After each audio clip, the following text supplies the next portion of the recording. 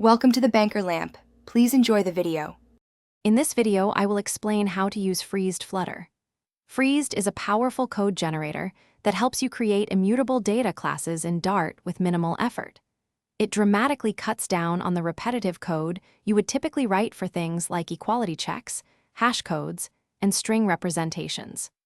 Plus, Freezed offers excellent support for advanced features like union types and seamless JSON serialization, making your data models robust and easy to manage. To get started with Freezed, you first need to set up your project's dependencies. Open your PubSpec, YAML file. Under Dependencies, add Freezed annotation. Then, under Dev Dependencies, include Build Runner and Freezed.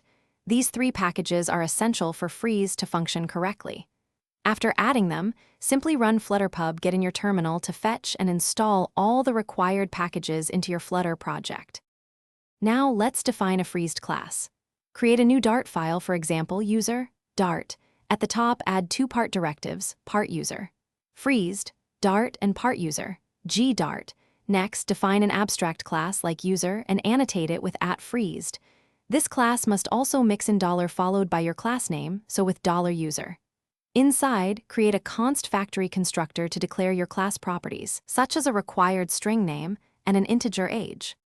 Once your freezed class is defined, it's time to generate the boilerplate code. Open your terminal and run flutterpub run build runner build. This command will create the freezed, Dart, and gdart files. After generation, you can use your freezed class. A key feature is the copy with method, allowing you to create new instances with one or more updated properties while maintaining immutability. You also automatically get correct equals, hash code, and to string implementations, saving you many lines of code. Thanks for watching. If this was helpful, leave a like and consider subscribing. See you next time.